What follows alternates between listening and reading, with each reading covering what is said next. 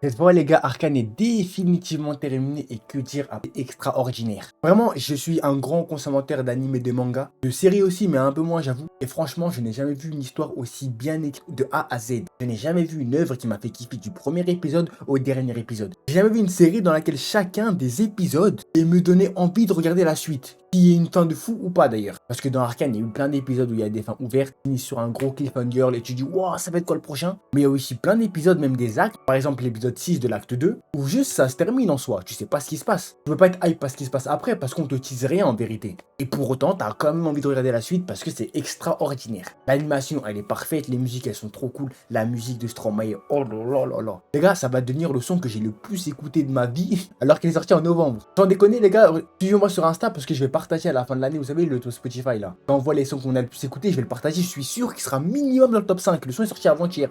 Enfin bref, la petite review, les frères, comme vous connaissez, de l'épisode 7 et 9 d'Arcane. Mettez les pouces bleus, les gars, abonnez-vous si ça vous plaît. C'est parti, épisode 7. L'épisode 7, les gars, c'est sûrement le plus bel épisode de la saga si on prend qu'un épisode isolé. Genre, on parle pas de ce qui se passe avant, pas de ce qui se passe après. On prend juste un seul épisode et on est sur le cul, on fait waouh, waouh, il est magnifique. L'épisode nous apporte des réponses de ce qui s'est vraiment passé quand Jace, Emmer et Echo sont entrés en contact là, du gros truc avec Steak et il nous offre un parallélisme extraordinaire. Echo arrive dans le zone parfait. Le zone où Va est mort bizarrement.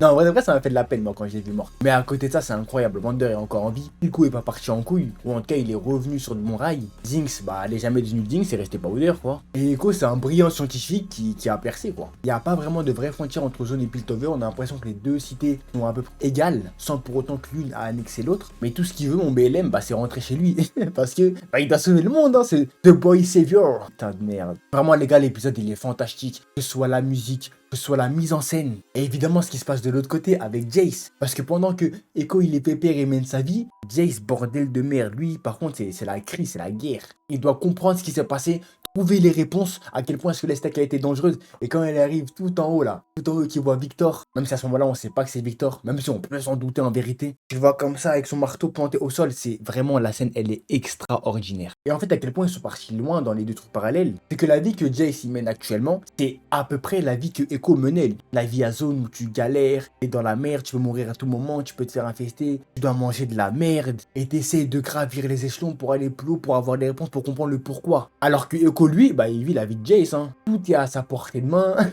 T'as des amis, t'as une femme, la vie parfaite quoi. Et dans les deux cas, ou même les quatre cas si j'ose dire, et bah nos protagonistes ils veulent sauver le monde. Alors ils vont pas juste tourner les pouces, rester dans leur beau luxe à rien faire, que non. Ils vont aller se battre, ils vont aller se battre. L'épisode 8 quant à lui c'était vraiment une grosse préparatif de la guerre, où tu vois en fait les derniers enjeux, surtout du point de vue des méchants. Qu'est-ce qu'ils ont fait à mon Victor, je suis dégoûté. D'abord dans le cocon de Majin Buu et après il ressort, il ressemble à ça. Non les gars, moi je suis yombe. Je vous jure que Victor est dégueulasse, il est super moche. Le fait est que là, Victor et Ambressa ils sont en train de build une armée invincible. Et en face, bah t'as Caitlyn et Vi qui sont en train de faire l'amour. T'as un Jace qui arrive pas à convaincre tout le peuple de se battre pour lui. Étant donné la Hagra que Piltover a fait à Zone toutes ces années, donc c'est logique en vrai. Et t'as Mel qui a éveillé ses pouvoirs. Mel qui après 8 épisodes a enfin trouvé la réponse, a enfin trouvé le secret, le pourquoi est-ce qu'elle se fait autant harceler par la Rose Noire. Va venir par réveiller ses pouvoirs et va prendre partie dans la guerre pour s'opposer à sa daronne. D'ailleurs, Ambressa, excellent personnage, on va en reparler. Puis vient finalement à l'épisode 9, les gars, avec l'une des plus belles scènes et l'une des plus belles musiques aussi. Westland, c'est extraordinaire comme musique en vrai de vrai. La scène où Echo il remonte le temps 5 fois, parce que Jinx, elle s'est fait sauter 5 fois.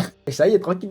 Les combats, ils sont incroyables, la mise en scène, pareil. Caitlyn, impériale dans la guerre, les gars, je comprends pas la hate que Caitlyn se prend. Le perso est extraordinaire, hein. En combat, en tout cas, en combat, il est extraordinaire. Dès que tu l'as dans ton côté, tu sais qu'elle va clutch. Coup de croc. Et tout, tac, tir de sniper au corps à corps, t'es fou quoi, no-scope. On apprend finalement que la personne avec qui elle avait trompé Vi, pas vraiment trompé vu qu'ils étaient plus ensemble d'ailleurs, bah c'était la vraie traître, c'est à cause d'elle que t'en fais tous mourir. Sauf que Mel elle arrive, oh là là, la scène où Mel elle lui met un headshot, oh, c'est magnifique les gars. Mais ça suffira pas pour déclencher le vent de la révolte, parce que c'est pas Vi qui allait stopper les petits sodas, les petits mignons de la Noxus. Il fallait ramener Jinx, il fallait ramener Echo. Oh l'entrée en scène avec la musique, les gars, j'en reviens pas à quel point la musique est toujours trop bien introduite dans cette œuvre. Tout ça pour faire un peu une guerre générale, mais en même temps des combats vraiment bien ciblés. Caitlyn, Mel vont se taper contre Ambressa, Vi, Jinx vont s'occuper de Warwick, Wander, et Jace va se faire outrer par Victor, mais c'était sans compter sur l'aide de The Boy Savior, the greatest BLM of all time. Bon, je dis ça, les gars, mais la première fois où il se fait arrêter, là, j'étais vraiment très déçu. Hein.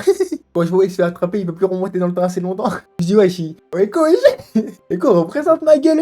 Non, vraiment, les 3 derniers épisodes qu'on a achetés, ça, c'est vraiment l'histoire. Hein. C'est vraiment l'histoire. Et ce que j'ai kiffé plus que tout, c'est qu'en fait, les trames, elles se sont jamais mélangées au final. Au final, Jinx n'a jamais confronté Victor. Au final, Vi ne s'est jamais battu contre Ambessa parce que c'était pas leur combat, tout simplement. Moi, j'avais peur justement qu'avec la guerre, ils fassent un peu tout et n'importe quoi. Que tout soit un peu entremêlé, ce que j'avais parlé dans ma précédente vidéo. Mais au final, ils ont plutôt bien géré le coup. Et c'est pas simplement on bat notre adversaire et c'est terminé. Tous les champions de LoL qui sont morts ou qui ont disparu ont fini leur histoire. D'ailleurs, même ceux qui étaient là. La seule personne qui a peut-être pas fini, c'est Emer. Emer, enfin, c'est stylé ce qu'il a fait, mais il aurait mérité un peu plus, le pauvre, non? Disparaître comme ça, c'était pas cool. Mais elle s'est peut-être battue à la fin contre sa daronne, mais elle a pas laissé le blanc briser son esprit. Elle a voulu l'achever elle-même. Elle a voulu que ce soit elle qui ait porté le coup de grâce. Et Caitlyn, encore une fois, hein, qui fait une guerre sous RPK constant, qui à la fin demande un combat à mort contre le top laner en 14-0. Bon, c'était pas un 1 contre 1, c'était un 1v2 contre l'ADC et le support, certes, mais moi, le perso a tout mon respect. Caitlyn a tout mon respect. Pendant ce temps-là, les gars, Vi a encore une fois servi à rien dans la guerre, mais vraiment à rien, les gars. Vous regardez, Vi, elle s'est fait neutraliser par les soldats de Noxus. Ensuite, Jinx vient pour lui sauver les miches comme d'habitude. Et le 2v1 contre Warwick, il est stylé. Bon, elle a mis quelques patates, quoi, c'est pas mal. Mais au final, si Jinx finit par disparaître, et bah, c'est encore une fois à cause d'elle. Elle a tout perdu, certes, mais elle a tout perdu à cause d'elle à chaque fois. Et la conclusion de Victor et Jace, bah, elle est magnifique. Parce qu'en fait, tu comprends que ça se finit exactement comme dans l'autre monde. Sauf que cette fois, il y a eu une erreur. Ça fait vraiment trop penser à Spider-Man Across the Spider-Verse où Miles n'est pas censé être là. J'ai oublié le mot qu'on dit exactement pour dire quand quelqu'un n'est pas à sa place ou quand quelque chose n'est pas à sa place. J'ai oublié, désolé, j'ai oublié les gars. En tout cas, c'est encore un Renoir qui vient foutre la merde et qui vient solo win le combat, c'est vrai. Par contre, j'ai pas vraiment compris pourquoi est-ce que quand il a augmenté la limite de 4 secondes, tout n'est pas parti en couille. Ou peut-être que c'est tellement parti en couille que ça a fait ce que ça a fait. Aucune idée. En tout cas, Jace et Victor, ils ont fini par disparaître. Mais ça m'étonnerait qu'ils soient morts. Ça m'étonnerait aussi qu'ils soient devenus Rise. comme certains. J'ai vu passer des théories. Mais en tout cas, les gars, je m'excuse déjà à Fortiche et à Riot. Ça allait jamais avoir les coups de tuer les persos de LoL. Ils en ont tué 4, je crois. Il y en a 2 qui ont disparu. Il y en a qui ont été confirmés qui n'étaient pas morts d'ailleurs. On en parlera plus tard dans une zone vraiment spoiler qui veulent vraiment se garder toutes les surprises de la suite potentielle. Mais en tout cas, moi j'ai vraiment trouvé ça extraordinaire. Mais maintenant, les gars, il est temps de parler du plus grand personnage de la série, aka Jinx. Parce que oui, Jinx est le plus grand personnage de la série, honnêtement. Powder à la base, c'est déjà un personnage qui est un peu folle. Elle n'a pas confiance en elle, elle a que sa sœur parce qu'elle a perdu ses parents. Et quand sa sœur elle l'abandonne dès le début de la saison, elle a beau dire, elle a beau faire, au final, elle la cherche encore. On voit qu'elle a plein de traumatismes où elle essaie de lui parler, où elle espère qu'un jour elle va la revoir. Elle finit par y arriver à l'épisode 6, il me semble, de la saison 1. Mais malheureusement, cette courte durée parce qu'il y avait Echo qui traînait par là et à ce moment-là, Echo, c'était pas ma meilleure ennemie, hein. C'était juste mon ennemi juré. Passé toute la fin de la saison 1, elle est jalouse de tout ce qui tournait autour de Vi, notamment Caitlyn, jusqu'à la dernière scène de la saison qui est extraordinaire à la chaîne du dilemme du choix. Est-ce qu'elle va redevenir Powder? Est-ce que ça va rester Jinx? Et au final, elle va rester Jinx parce que, à cause de la balle qu'elle a mis à Silco, à cause du fait qu'elle ait tué son père, elle va se rendre compte elle-même qu'elle ne veut pas redevenir Powder,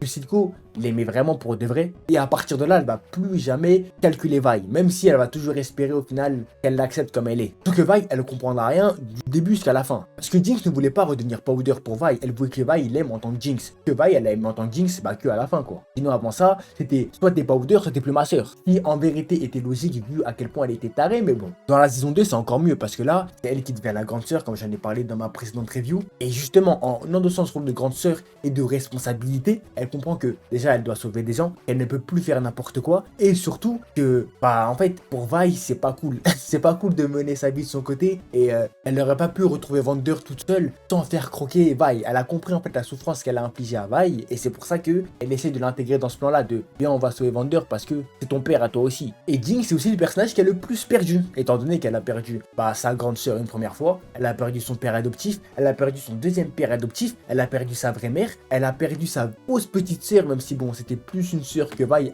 à mon avis, mais c'est pour ça qu'elle décide de mettre fin à ses jours à l'épisode 9, mais c'était sans compter sur The Boy Savior. Pour moi il y a un truc que j'ai pas trop kiffé. Certes, Jinx et Echo étaient vraiment proches quand ils étaient petits, ça faisait des gadgets à jouer ensemble. Certes, ils ont été ennemis à un moment donné parce que Jinx était alliée à Silco et que Echo détestait Silco. Mais à part le combat qu'ils ont fait sur le pont, où Echo d'ailleurs lui a bien payé sa mère, Bah, en vrai de vrai, ils ont jamais vraiment été ennemis. Genre, si Jinx, elle était descendue dans la forêt, elle avait tout cramé, j'aurais dit, ok, d'accord, ok, c'est un truc de fou. Jinx, c'est vraiment le diable pour Echo, mais en même temps, il l'aime, d'accord, je peux bien capter. Mais là, pour le coup, Jinx a jamais fait un def de fou à Echo, hein, parce que même pendant ce combat-là, bah, c'est Echo qui est venu stab contre Jinx, c'est pas l'inverse. C'est pour ça que je trouve que c'était un peu tiré par les cheveux cette idée de ma meilleure ennemie, même si ça reste extraordinaire, les gars, me faites pas dire que j'ai pas dit. D'ailleurs, les gars, rien à voir, mais pour les personnages d'Arcane qu'on n'a pas vu, genre les Twitch, les Renata Glass, enfin Blitzcrank notamment, je pense qu'il va être construit par l'autre Powder du coup. Parce qu'on a pu voir qu'elle a gardé des morceaux d'Arcane et que tout le monde lui disait de faire autre chose de sa vie plutôt que de rester dans un bar parce que c'est un génie. Et ça m'étonnerait pas, moi, que ces personnages-là qu'on n'a pas vus, peut-être pas tous, hein, mais la plupart qu'on n'ait pas vus,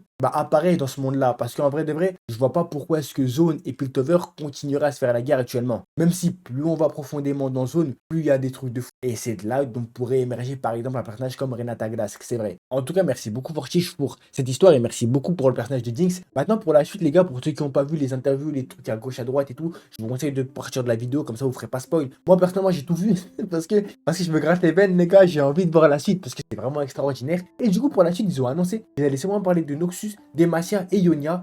Incroyable, vraiment incroyable dans le choix des saisons. C'est peut-être pas les meilleures régions. Shurima et Treasure, pour moi, c'est vraiment largement les meilleures régions en termes de lore. Par contre, en termes de personnages, il est évident que Darius, Garen et Akali sont des personnages plus intéressants que Xerath ou Ashe, tu vois.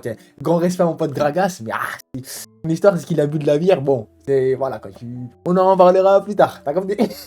Ceci étant dit, on peut voir à la fin de l'épisode que Jinx arrive à s'enfuir, évidemment, elle va pas mourir comme ça. Et si elle doit bien aller dans une des trois régions, je pense qu'elle irait du coup à Ionia. Parce que Noxus, c'est quand même une région qui aime beaucoup faire la guerre, même si c'est pas les tyrans qu'on veut nous faire croire. Demacia, il y a peut-être un peu trop de racisme pour elle, et je pense que si tu veux reconstruire ta vie quelque part, bah tu vas pas en Corée du Nord. Alors que Ionia, c'est vraiment le calme. T'as vu, t'as capté. Ionia, c'est la sérénité. Bon, il y a Zayd et Ken qui font leur conneries là avec l'occulte des ombres, certes, mais en vrai, ça va, ça tranquille.